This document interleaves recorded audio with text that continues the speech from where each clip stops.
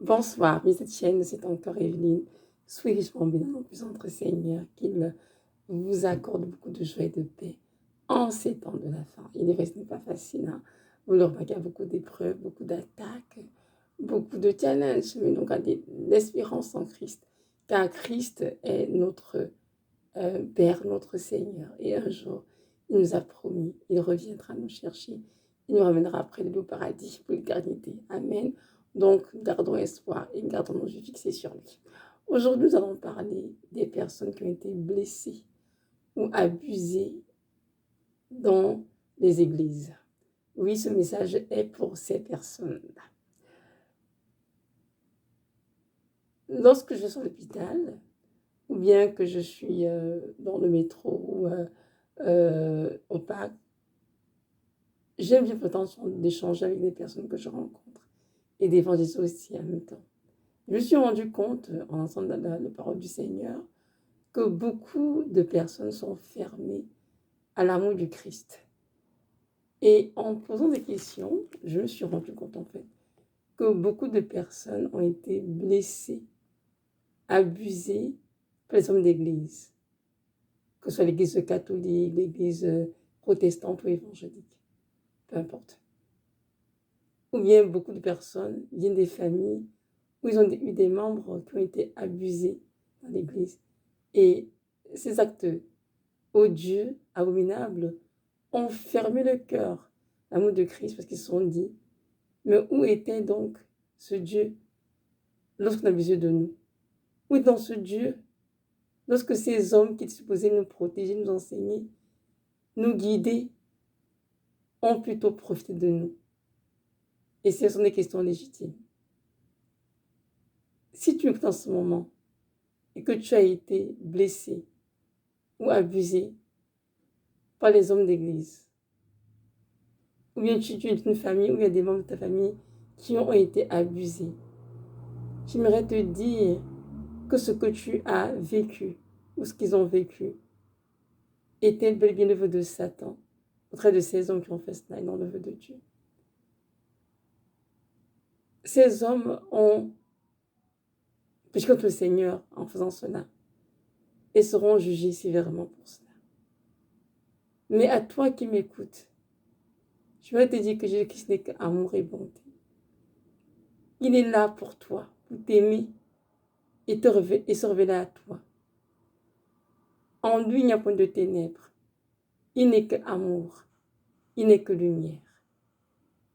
Et il t'a tant aimé qu'il a offert sa vie à la croix de Golgotha pour te racheter de la mort et de l'enfer. Jean 3,16 nous dit ceci, car Dieu a tant aimé le monde qu'il a donné son Fils unique afin que quiconque ne croit en lui ne périsse point, mais qu'il ait la vie éternelle. Donc, toi qui m'écoutes en ce moment, que tu saches que Jésus-Christ t'aime beaucoup et il supplie pour ton âme. Il a vu ce qu'on t'a fait. Il a vu la frustration, la douleur, la peine, les incompréhensions. Mais aujourd'hui, il te dit qu'il vient vers toi. Il veut te guérir. Il veut te consoler, te restaurer dans ta dignité et t'offrir la vie éternelle. Alors je t'encourage à ne pas laisser ce qu'on t'a fait fermer ton cœur à l'amour du Seigneur. Mais au contraire, que toutes ces souffrances que tu as endurées puissent te pousser dans ses bras d'amour afin qu'il puisse te consoler en faisant de toi son fils ou sa fille.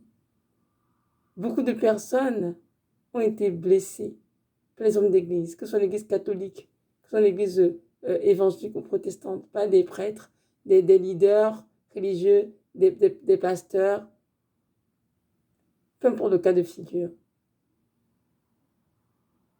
Et ils ont mal fait. Mais Dieu est le Dieu qui pardonne. Je t'encourage à pardonner et à chercher à avancer. On ne peut rien changer ce qu'ils ont fait. Mais Dieu peut faire quelque chose de nouveau avec ta vie. Et je t'encourage vraiment à te lever et à dire, Seigneur, je veux pardonner à ces gens qui m'ont fait. Je veux ouvrir mon cœur à ton amour. Je veux expérimenter qui tu es véritablement et goûter combien tu es bon. Je veux, Seigneur, vraiment être dans tes bras d'amour et ressentir toute ta douceur, ta tendresse et ton amour pour moi. Donc, on dira ensemble un petit passage dans la parole. C'est dans le livre d'Apocalypse, chapitre 3, verset 20. Ça dit ceci. Voici, je me tiens à la porte et je frappe. Si quelqu'un entend ma voix et ouvre la porte, j'entrerai chez lui. Je souperai avec lui et lui avec moi. Amen, parole du Seigneur. Donc ici, notre Dieu te dit, à toi qui m'écoutes en ce moment, qui a été blessé ou abusé, qui se tient à bord de ton cœur et il frappe. Est-ce que tu entends sa voix? Si tu nous ouvres un peu ton cœur, il entre en ton cœur et il se parle avec toi et toi avec lui. C'est-à-dire, vous aurez enfin une relation d'intimité tous les deux et notre Dieu deviendra ton Père. Tu deviendras sa fille ou son fils. Moi, je t'encourage vraiment à ne pas fermer la porte de ton cœur au Seigneur, mais à ouvrir la porte de ton cœur afin qu'il laisse pénétrer son amour ineffable qui va vraiment guérir ton âme de toutes ces blessures, guérir ton cœur brisé, et vraiment te restaurer, te donner toute la conscience dont tu as besoin, et en plus, de te donner la vie éternelle afin que tu puisses passer l'éternité auprès de lui lorsque tu quitteras cette terre. Est-ce que tu sais qu'il revient bientôt? Cherche une église de Goïs en Tachinéride. Tu sais qu'il existe parce que auparavant tu l'as connu, vu que tu étais à l'église. Auparavant tu as goûté à son amour, tu as cru à son histoire. Jésus de Nazareth n'est pas une fable, ce n'est pas une légende, mais il a bel et bien existé. Il est vraiment le Fils de Dieu, l'agneau immolé qui ôte le péché du monde. Auparavant tu croyais à toutes ces choses. Avec le temps, elles ont quitté ton cœur à cause des abus, à cause des blessures que tu as reçues. Alors je t'en prie, souviens-toi de toutes ces choses et sache que ce Dieu n'a pas changé. Il est le même hier, aujourd'hui, éternellement, et il veut toujours te sauver. Et je t'en supplie, ne laisse pas ce que ces hommes méchants t'ont fait, t'empêcher de recevoir le don gratuit de la vie éternelle qui t'est offerte par le Seigneur. Alors je viens vraiment pour cette vidéo encourager toutes les personnes qui ont été blessées, abusées, ou même des personnes qui viennent de familles dans lesquelles même ont été blessées, abusées, vraiment à recevoir l'amour de Christ et de laisser le Seigneur vous consoler. Notre Dieu est un Père qui a compassion de ses enfants, comme c'est dans le psaume 103. Notre Dieu a compassion de ses enfants. Il a grande compassion de vous qui avez été abusés de la sorte. Je ne vais pas vous dire que je peux cette chance que vous avez ressentie loin de là, mais ce que je sais, c'est que Jésus de Nazareth a ressenti ce que vous avez ressenti. Parce que Golgotha, il a pris sur lui toutes nos infirmités, toutes nos maladies. Donc il sait très bien ce que vous avez ressenti ce jour-là. Et il vient aujourd'hui juste vous tendre la main. Et il vous dit, mes enfants, venez à moi. Je vous aime, je veux vous guérir et vous donner une seconde chance de vivre la vie que j'ai pour vous ici sur terre. Vous savez, mes frères et sœurs, notre Dieu revient bientôt. Donc c'est tellement de se poser la question, où est-ce que vous voulez passer votre éternité? Vous passez cette éternité près du Seigneur aussi. Et il est important que vous puissiez faire de lui votre Seigneur et Sauveur, que vous puissiez recevoir son amour, bien sûr. Comme ce n'est pas le cas, vous ne serez jamais près de lui lorsque vous quittez cette terre. Alors à vous de voir. Il n'y a que deux choix à faire.